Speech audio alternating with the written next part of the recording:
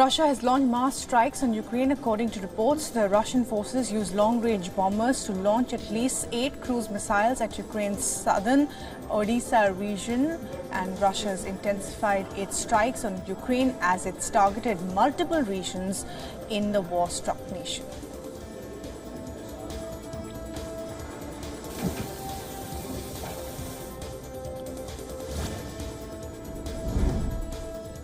Russia claims to have destroyed 22 Ukrainian drones overnight over the Black Sea. In the latest, the Russian Defense Ministry has also said that its forces have gained more ground in Ukraine's contested city of Bakhmut.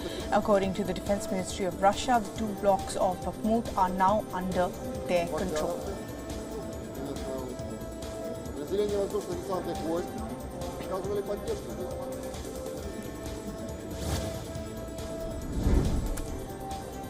Ukraine's President Volodymyr Zelensky has said he wants to commemorate the 8th of May as the Day of Remembrance and Victory over Nazism in the World War II in Ukraine. Earlier, according to the Soviet tradition, the Victory Day was celebrated on the 9th of May. Zelensky further added that 80 years ago, Kyiv fought against pure evil. He went on to connect the World War II to Ukraine's present war with Russia, saying Ukraine fought then and it will continue to fight now.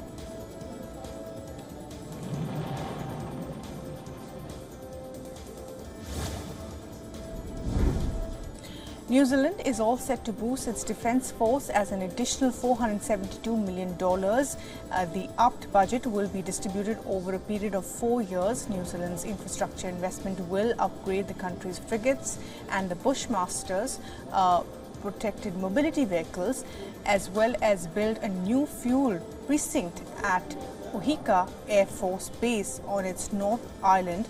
In the last 2 years, New Zealand's regular force has lost 29.8% of its personnel, excluding those who have served for less than 2 years.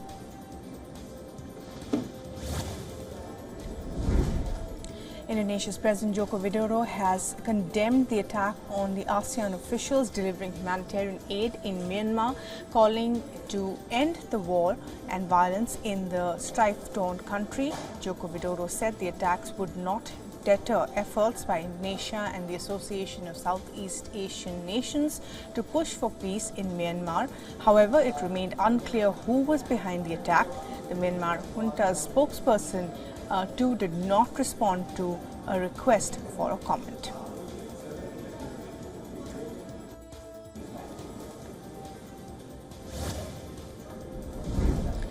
In an online statement, China's Foreign Ministry spokesperson Wang Wenbin has said that Chinese Foreign Minister Qin Gang will be visiting Germany, France and Norway this week.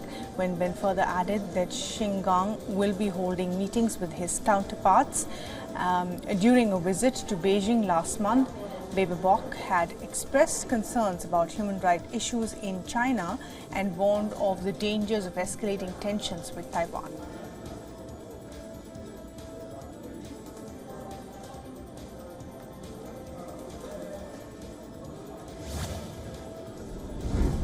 A MiG-21 fighter jet of the Indian Air Force crashed in Rajasthan's Hanumannagar district, and according to reports, the fighter jet's pilot and co-pilot evacuated safely, but at least 3 civilians have died in the incident as the aircraft fell on a house. The MiG-21 has been the country's key fighter since its introduction in 1963, but has been plagued by crashes for more than a decade. Reportedly, India is planning to ground its entire fleet of the Soviet-era fighter jet by 2025.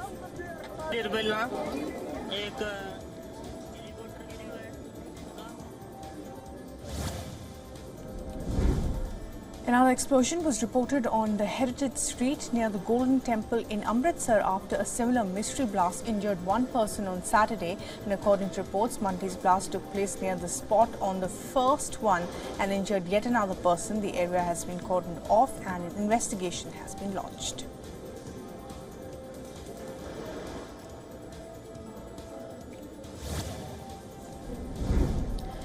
At least 22 people died in a tragic accident in Kerala's Malappuram. The local ferry sunk following many safety lapses causing the accident. Kerala's Chief Minister has announced a judicial probe into the tragedy and announced an ex gratia worth rupees 10 lakhs for the bereaved family. And according to reports, 10 people have been hospitalized as search and rescue operations went on for more than 16 hours. The Indian Navy too reached the site to carry out rescue operations.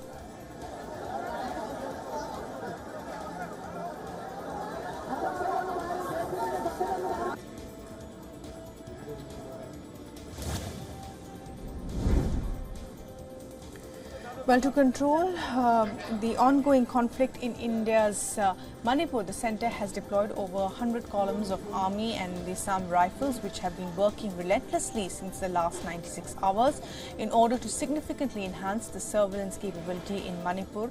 Employment of aviation assets are being intensified, and according to reports, aerial vehicles and helicopters have been pressed into action for surveillance not only in the hinterland but also along the Indo-Myanmar border.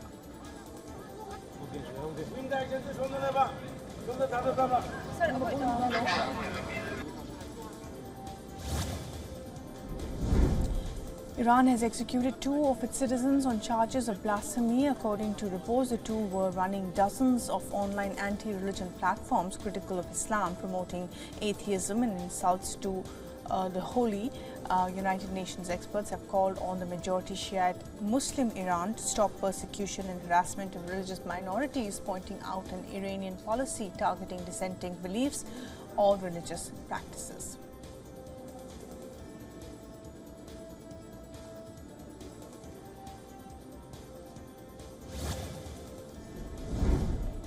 Binance has once again resumed Bitcoin withdrawals after halting it twice in the last 24 hours, citing heavy volumes and a surge of transaction fee.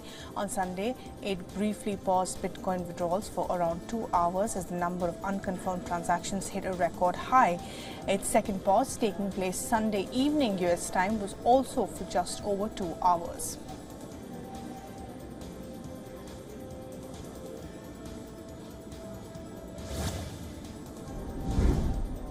Heavy snowfall blanketed Australia's Namdagi National Park as a cold front hit parts of the country's southeast. According to the state's Bureau of Met Department, temperatures were well below the average in the Australian Capital Territory. Local media reported snow and hail in New South Wales. The cold front across the southeast began over the weekend, with temperatures plunging well below the average for a month. The Weather Bureau has forecast lingering morning frosts until early Wednesday.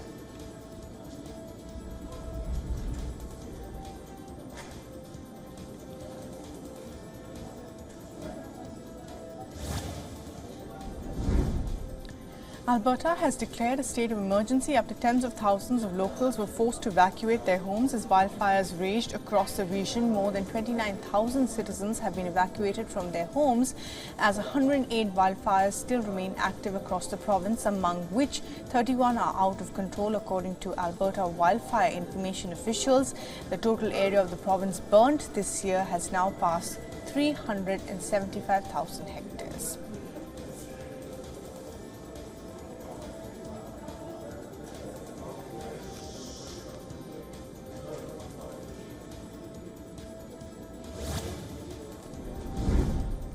NASA has successfully launched the first of the 2 cyclone monitoring satellites. This after previous launch attempts were postponed due to the weather conditions. The rocket took off from its launch site in Mahia, New Zealand's. The satellite is the first in the constellation of satellites that will measure the formation and progression of the tropical cyclones and hurricanes.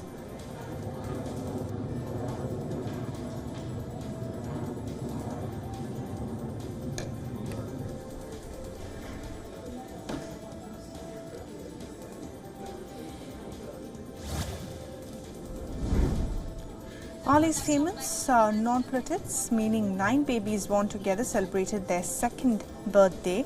They broke the Guinness record of the most living births at once. The baby's mother gave birth to them prematurely at 30 weeks, successfully delivering 9 babies weighing between 500 grams and 1 kilo.